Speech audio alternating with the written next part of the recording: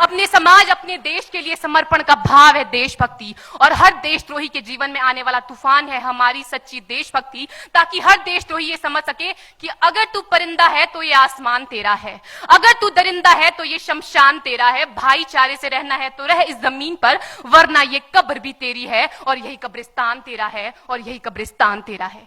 लेकिन एक देशद्रोही से ज्यादा देशभक्ति तब आहत होती है जब एक बेटा अपने बूढ़े माँ बाप को वृद्धाश्रम की चौखट पर छोड़ आता है। करा उठती है वो देशभक्ति जब मुसीबत में फंसे लोगों की जान बचाने से ज्यादा हम सेल्फी लेकर अपने लाइक बढ़ाने में लगे रहते हैं। आज के इस दौर में वो युवा जिनके ऊपर जिम्मेदारी थी अपने देश, अपने समाज, अपने राष्ट्र की आशाओं को बांधे रखने की, वही युवा अब 4x4 इंच की छोटी सी स्क्रीन पर अपनी कोमल अंगुलियों के घर्षण मात्र से अपनी भावनाओं की इमोजी भेज रहा है। 4 बोतल वोडका, काम मेरा रोज का ने भारत का भविष्य तबाह कर रखा है।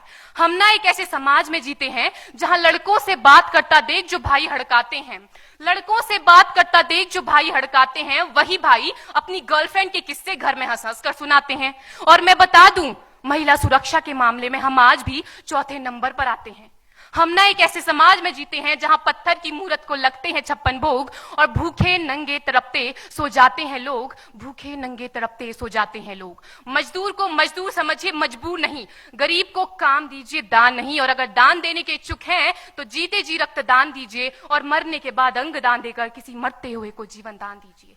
यही सच्ची देशभक्ति और यही सच्चा राष्ट्र प्रेम है।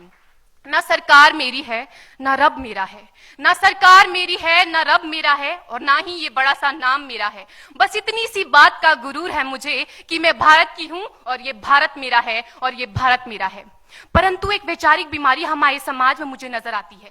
कहा जाता है हम दुनिया के सबसे बड़े लोकतंत्र हैं, जहां हिंदू पैदा होते हैं, मुस्लिम, सिख और ईसाई भी पैदा होते हैं, लेकिन बदकिस्मती है अब इंसान पैदा नहीं होते। और मेरे विचारों में ना हिंदू की जरूरत है ना मुसलमान की जरूरत है। राष्ट्र निर्माण के लिए केवल अच्छे इंसान की जरूरत है, केवल अच्छे इंसान की जरूरत है। जरा सोच कर देखिए, ये पेड़ पौधे और शाखाएं भी परेशान हो जाएं अगर परिंदे भी हिंदू और मुसलमान हो जाएं। एक शैक्षणिक बीमारी भी हमारे समाज में मुझे नजर आती है और बड़े ही आश्चर्य की बात है, जिस देश ने पूरी दुनिया को तक्षशिला और नालंदा देकर के विश्वविद्यालय शिक्षा की बुनियाद रखी, आज विश्व के 100 सर्वश्रेष्ठ विश्वविद्यालयों में हमारा एक भी विश्वविद्यालय खड़ा नहीं हो पाता। जहां एक और हमारे पास IIT, IIM और NIT जैसे शिक्षण संस्थान हैं, तो वहीं दूसरी ओर इस देश के गरीबों को बेरोजगारी की जमात में खड़ा करने के लिए उनके हाथ में सर्व शिक्षा अभियान का झुंझुना पकड़ा दिया जाता है। और मैं बता दूं, इस शैक्षणिक बीमारी का केवल एक कारण वो ये कि हमारे देश की शिक्षा नीति केवल 2 तरह के लोगों के लिए बनती है। पहले वो जो विद्वान हैं और दूसरे वो जो धनवान हैं। इसी तरह की कई गजब की बीमारियां हैं और इन बीमारियों की जो जड़ है ना, वो हमारा अंधविश्वास। और मेरे विचारों में जब तक इस देश का युवा अपनी सफलता के लिए मंदिरों में जा जाकर नारियल फोड़ फोड़ कर भगवान को रिश्वत लगाता रहेगा, हमारे समाज का शिक्षित वर्ग ही बिल्ली के रास्ता काटने पर खड़े हो जाना, अपने धर्म अपनी जाति को ऊंचा मानकर दूसरों के धर्म की अवहेलना करता रहेगा, तब तक ना तो इस देश से अंधविश्वास खत्म होगा और ना ही हमारा राष्ट्र निर्माण संभव होगा। हमारी संस्कृति, हमारी सभ्यता को दुनिया ने शीश नवाया है, तो क्यों आस्था के नाम पर हमने अंधविश्वास फैलाया है?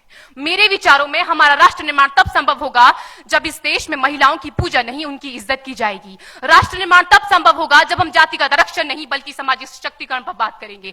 राष्ट्र निर्माण तब संभव होगा जब स्वच्छता अभियान में केवल सरकार नहीं बल्कि सड़क पर चलने वाला हर एक नागरिक हाथ बंटाएगा, स्वच्छ भारत स्वस्थ भारत को दिल से अपनाएगा। असल मायने में हमारा राष्ट्र निर्माण तब संभव होगा जब एक गरीब बच्चा मध्याह्न भोजन के नहीं बल्कि ज्ञान अर्जन के लिए सरकारी स्कूल की चौखट पर कदम रखेगा।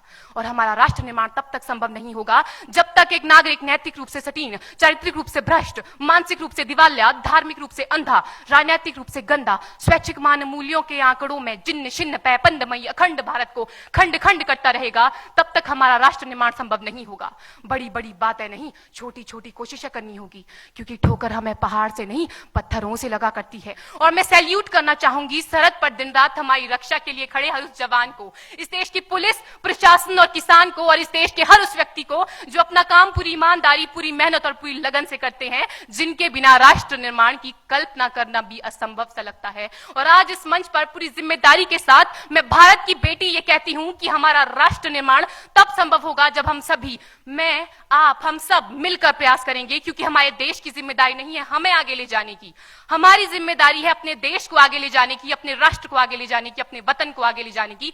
तो अंत में मैं बस यही कहना चाहूंगी, मेरा हिंदुस्तान महान था, महान है, महान रहेगा। मेरा हिंदुस्तान महान था, महान है, महान रहेगा। होगा हौसला सबके दिलों में बुलंद तो एक दिन पाकिस्तान भी जय हिंद कहेगा। पाकिस्तान ही क्यों, सारा जहान जय हिंद कहेगा, क्योंकि सारे जहां से अच्छा हिंदुस्तान हमारा, सारे जहां से अच्छा हिंदुस्तान हमारा। हम बुलबुलें हैं इसकी, ये गुलिस्तान हमारा, ये गुलिस्तान हमारा। जय हिंद, वंदे मातरम।